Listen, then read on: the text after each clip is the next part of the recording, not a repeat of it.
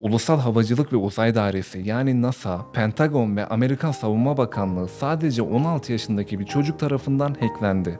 Üstelik 1999 yılında 16 yaşındaki bir ergen nasıl oldu da NASA'yı ve Pentagon'u hacklemeyi başarabildi? Ve bu kadar yetenekli bir genç nasıl oldu da hikayenin sonunda hayatına son verdi?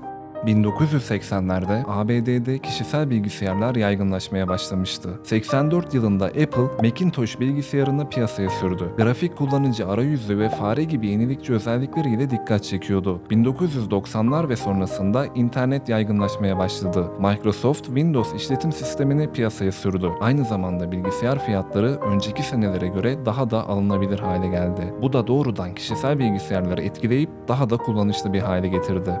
Bilgisayar yaygınlaşırken 1983'te Miami, Florida'da Jonathan James adında bir çocuk doğdu. Ailesi ileride onun dünya gündemine oturacağını ve Amerika'da bilgisayar suçlarından dolayı hapse giren en genç insan olacağını bilmiyordu. Jonathan James'in trajik hikayesi. 1982 yılında Robert ve Joanna çifti Miami, Florida'ya yerleşti. Bir yıl kadar sonra 12 Aralık 1983'te çiftin ilk çocuğu Jonathan Joseph James dünyaya geldi. Ailenin ekonomik durumu hiç de fena sayılmazdı. Müstakil bir evde yaşıyorlardı. Jonathan'ın babası Robert bilgisayar programcısıydı. Haliyle evinde bir bilgisayar setup'ı vardı. Jonathan yürümeye başladığı günden beri babasının dikkat çeken bu bilgisayar setup'ına karşı ayrı bir ilgi duyuyordu. Jonathan büyüdükçe bilgisayarda daha çok vakit geçiriyor, gece geç saatlere kadar oyunlar oynuyordu. Özellikle küçük yaşlarda ve o dönemde bu sıradan sayılırdı. Fakat Jonathan gün geçtikçe bilgisayara daha da bağımlı hale geliyordu. Bu durum ailesinin Jonathan'a sınırlar koymasına sebep oldu. Ama Jonathan bilgisayara o kadar bağımlıydı ki nasıl bu durumu düzeltip daha da bilgisayar başında vakit geçirebileceğini planlamaya başladı. Bilgisayarı tıpkı babası gibi bir iş haline getirmeyi kafasına koymuştu. Artık sadece oyun oynamıyor, oyunların, programların ve hatta bilgisayarın nasıl çalıştığıyla ilgileniyordu. En sonunda C programlama dilini tamamen öğrenecekti. Daha sonra bir röportajda babası Jonathan'ın Windows'u kaldırıp Linux'a geçtiğini, bu sayede daha fazla şey öğreneceğini ve daha özgür olacağını söylemişti. Sanırım Jonathan'ın zeki bir çocuk olduğunu söylememe gerek yok. Yazılım öğrenmenin, hatta bir bilgiye ulaşmanın çok da kolay olmadığı o dönemlerde bunu başarması zaten bunu kanıtlıyor. Hikayeyi dinlerken aslında o zamanın şartlarını unutmamak lazım.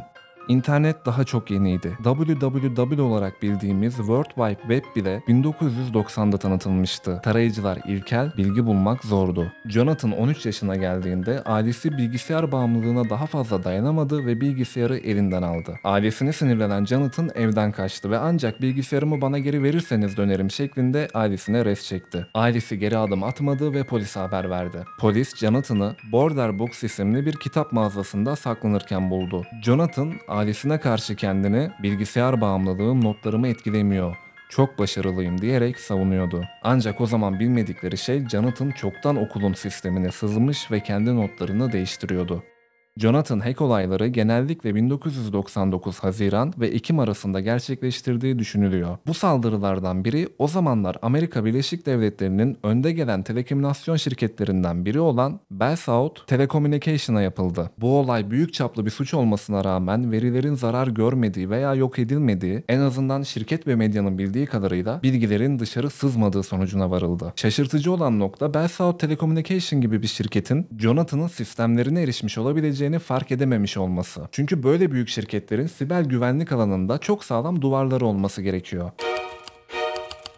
Jonathan her hacker ve her kullanıcı gibi takma ad kullanmak zorundaydı. O da kendine O harfi yerine sıfırla yazılan Comrade kullanıcı adını seçti. 1999 Haziran'ında ABD'deki bazı kritik hükümet sistemlerine erişim sağlayarak hackleme faaliyetlerine başladı. Bu sistemler arasında Savunma Tehdit Azaltma Ajansı ve Ulusal Havacılık ve Uzay Dairesi gibi ajanslar yer alıyordu. Aslında Jonathan doğrudan bu ajansları hacklemedi veya böyle bir niyeti yokmuş gibi gözüküyordu. Ama Huntsville'de saldırıya açık bir sunucu buldu ve bu sunucuya kötü amaçlı bir yazılım yerleştirerek diğer 13 tane bilgisayara erişebildi. Bu sunucunun da aslında Marshall Uzay Uçuş Merkezi'ne ait olduğu ortaya çıktı. Bu merkez Uluslararası Uzay İstasyonu'nun iletişimini geliştirmek, test etmek ve bakımını yapmakla görevli bir birimdi. Sonrasında Jonathan yaklaşık 1,7 milyon dolar değerinde veri çaldı. Bir NASA sözcüsü çalınan veriler arasında Uluslararası Uzay İstasyonu'ndaki yaşam alanının sıcaklık ve nemini kontrol etmek için kullanılan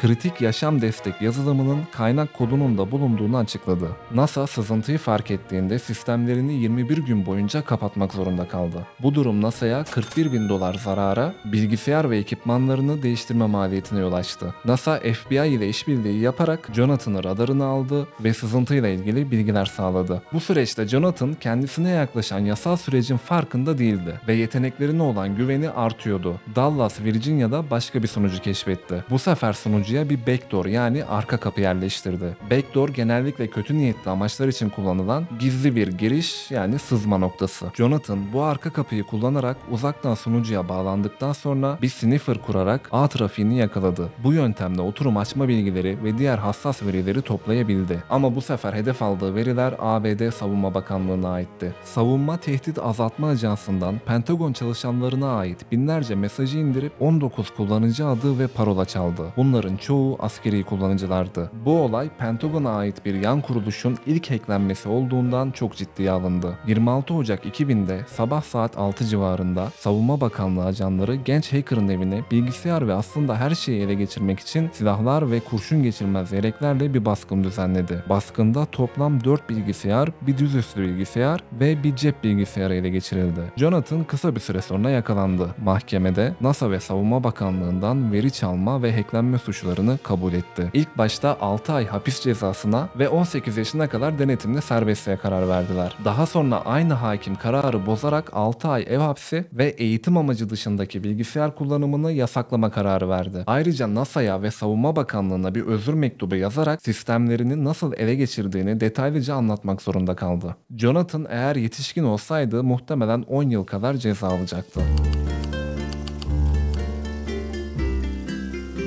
Jonathan ev hapsi cezası devam ederken dışarıda yakalandı ve kanında yasaklı madde çıktı. Bu yüzden mahkeme Jonathan'ı cezaevine gönderdi. Yaklaşık 6 ay cezaevinde kaldı. Bu olay aynı zamanda basının çok ilgisini çekiyordu. Çünkü bir çocuk ilk kez siber suçlardan cezaevine girmişti. Bu karar Jonathan'ın yaşı yüzünden çok tepki çekti ama mahkeme herkese bir gözdağı vermek için geri adım atmadı. Jonathan tahliyesinin ardından sıradan ve sakin bir yaşam sürmek istiyormuş gibi gözüküyordu. Hakkında hiçbir haber yoktu ve hack olaylarında adı geçmiyordu. Babası daha sonraki açıklamalarında Jonathan'ın hapisten döndükten sonra depresyon yaşadığını ve sürekli gözetlendiğini düşündüğünü söylemişti. Ayrıca 18 yaşındayken meme kanserinden dolayı trajik bir şekilde annesini kaybetmişti. Aradan birkaç yıl geçti. Jonathan olayları artık unutulmuştu. 2007 yılında yetkililer TCX mağazalarının milyonlarca müşterisinin kredi kartı, adresleri gibi bilgilerini çalmayı amaçlayan bir hack olayını araştırıyordu. Daha sonra bu suçun şu anda hapis cezasında olan Albert Gonzalez tarafından planlandığı ortaya çıktı. Gonzalez'in yanında çok sayıda isim vardı. Christopher Scott, Damon Patrick Tovey, Maksimir Stremski ve henüz kimliği belirlenemeyen JJ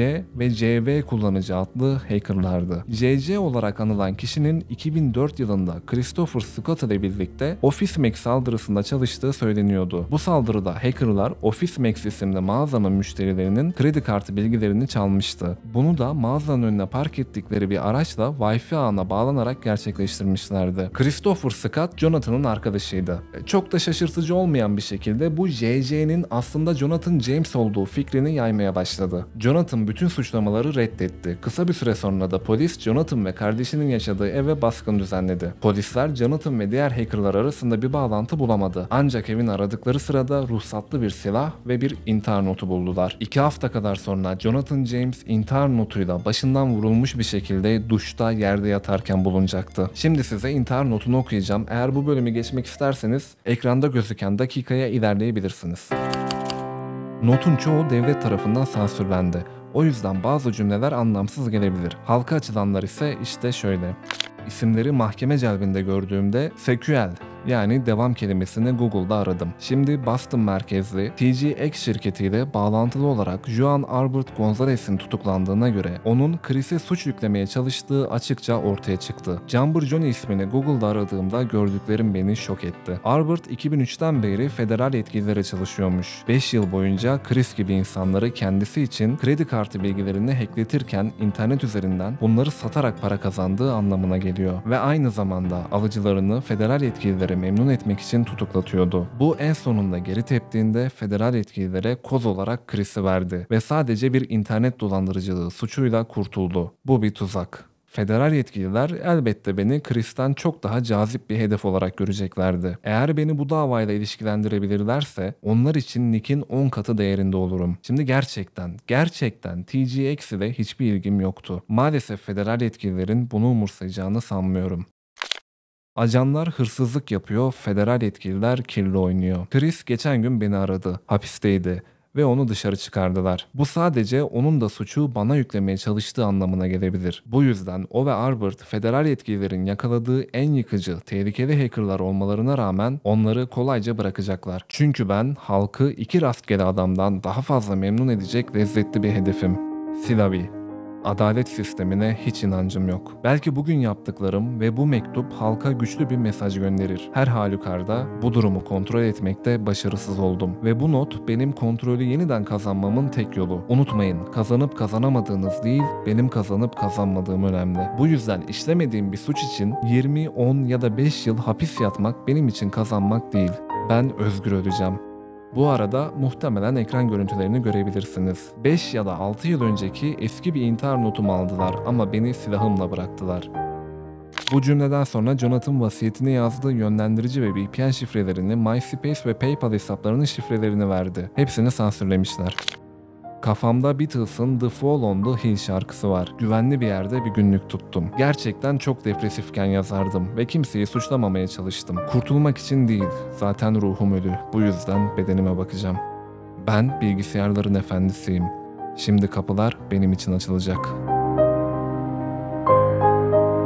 JJ isminin daha sonra Stephen Watt tarafından kullanılan bir takma isim olan Jim Jones ile bağlantılı olduğu ortaya çıktı. Buna rağmen baba Robert James, JJ'nin oğlu olduğunu düşünüyordu. Fakat oğlu 2004'te Office Max hack olayına katılmış olsa bile bununla ilgili hiçbir kanıt olmadığını söyledi. Ayrıca bunu kanıtlayabilecek sonradan bir anormal zenginlikleri olmamıştı. Jonathan'ın suçlu olup olmadığına dair internette çok az bilgi var. Genç hacker hakkında konuşanların büyük çoğunluğu onun tarafındaymış gibi gözüküyor ve hükümetin ona çok sert davrandığını düşünüyorlar. Hatta bu olayın aslında gizli servis tarafından intihar bahanesiyle örtbas edildiğini düşünenler bile var. NASA ve Savunma Bakanlığı'ndan çaldığı, kimsenin öğrenmemesi gereken sırlar nedeniyle öldürüldüğü yönünde teoriler de var. Bu teorileri bir tarafa bırakırsak 16-17 yaşında mahkum olmak Jonathan'ın psikolojisini darmaduman etmiştir. Tam hikayeyi gerçekten bilmediğimiz için mümkün olduğunca tarafsız olmamız gerekiyor. Aslında bu kadar yetenekli bir bilgisayar ustasını kendi çıkarları doğrultusunda kullanabilirlerdi. Çoğu hacker kendini kanıtlayabilmek için bankalar ve kurumlar gibi işletmelerin internet sitelerinde açıklar bulmaya çalışıyor. Daha sonra bu açıkları işletmeye göndererek bir nevi gövde gösterisiyle iş başvurusunda bulunuyor. Benzer bir mantıkta Jonathan'ın yetenekleri NASA'da veya Savunma Bakanlığı'nda siber güvenlik alanında kullanılabilirdi. Ama maalesef ziyan oldu.